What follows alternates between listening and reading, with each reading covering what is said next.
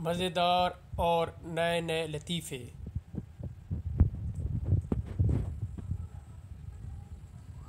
लड़की अपने महबूब से, तुम बताते क्यों नहीं कि आखिर कब शादी करोगे मुझसे। लड़का, मैंने कितनी बार बताया कि बस ज़रा घर वालों को राज़ी कर लूँ, फिर जल्दी तुमसे शादी कर लूँगा। लड़की ने शर्माते हुए पूछा, आपके घर में कौन कौन है। लड़के ने सादगी से जवाब दिया, और कोई नहीं, बस मेरी बीवी, सास और सिर्फ 5 बच्चे हैं।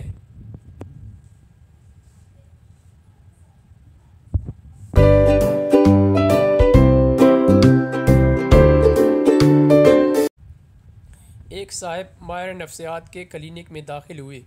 कुर्सी पर बैठकर तंबाकू की थैली निकाली और तंबाकू को अपने कान में ठूंसने लगा। माहिर नफ्सियात ने कहा, आपकी इस हरकत से ज़ाहिर होता है कि आपको मेरी ज़रूरत है। साहब ने कहा, जी हाँ, क्या आपके पास माचिस होगी।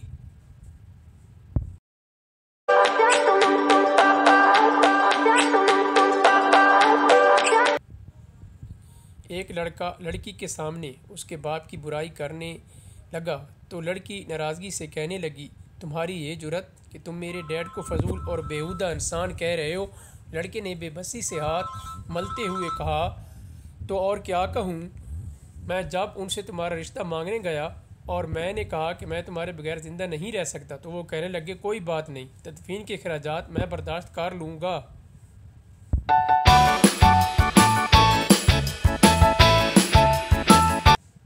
क्रिकेट के एक जनूनी ने अपने दोस्त को बताया कि उसकी बीवी ने उसे धमकी दी है कि अगर मैंने क्रिकेट तर्क ना की तो वो मुझे छोड़कर चली जाएगी।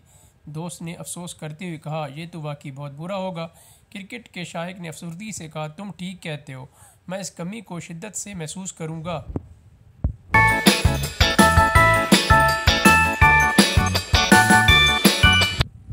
एक साहब ने अखबार में एक सर्वे पढ़ते पढ़ते सर उठाकर अपने दोस्त से कहा, तुम्हें मालूम है कि हमारे मुल्क में 60 लाख टीवी और 40 लाख बाथरूम हैं।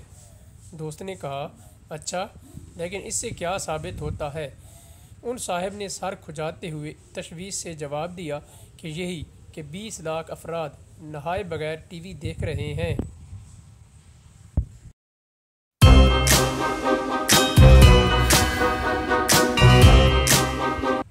एक डॉक्टर ने कुतुब फरोश से कहा, आपके पास 10 साल पुराने रिसाले होंगे।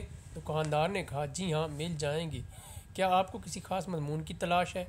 डॉक्टर ने कहा, जी नहीं, मैंने इसी साल MBBS का इम्तिहान पास किया है और मैं अपना क्लिनिक खोल रहा हूँ। मैं चाहता हूँ कि वेटिंग रूम में बैठे हुए मरीज़ मुझे नया डॉक्टर ना समझें।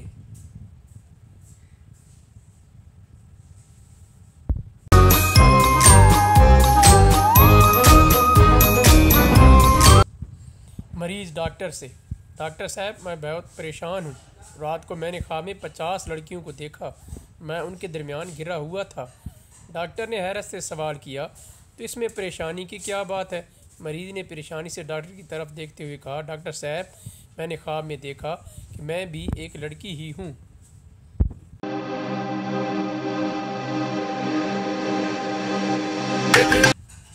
लिफ्ट में बहुत सारे लोग सवार हो गए तो लिफ्ट ऑपरेटर ने दरख्वास्त की कि एक फ़र्द लिफ्ट से उतर जाए। एक नहायत मोटी खातून ने इशार का मुजाहरा किया और उतर गई।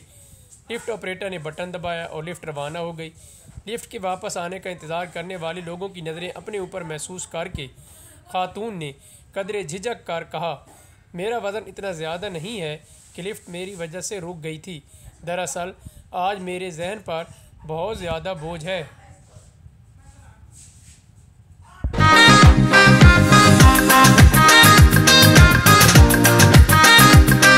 ज्वेलरी की दुकान पर एक नौजवान ने हीरे की एक कीमती अंगूठी मुंतखब की। फिर ज्वेलर से फरमाइश की कि इस पर बारीक अल्फाज में कंधा कर दे, अख्तर की तरफ से शबाना के लिए। ज्वेलर ने इधर उधर देखा, फिर धीमी आवाज़ में हमदर्दाना अंदाज में बोला, अगर बुरा ना माने तो एक मशवरा दूं, अंगूठी पर तुम सिर्फ ये अल्फाज कंधा करवा लो कि अख्तर की तरफ से।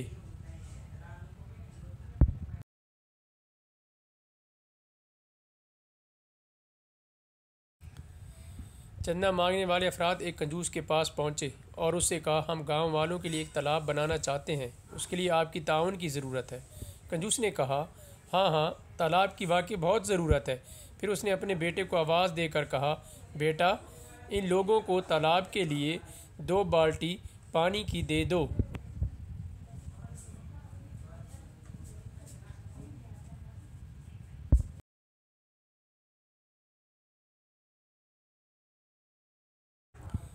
एक शख्स ने दुकानदार से पूछा, क्या आप पुरानी चीज़ें ख़रीदते हैं? दुकानदार ने कहा, जी हाँ, मेरा यही कारोबार है। उस शख्स ने कहा, मेरे पास नेपोलियन के ज़माने का एक नायाब टाइपराइटर है।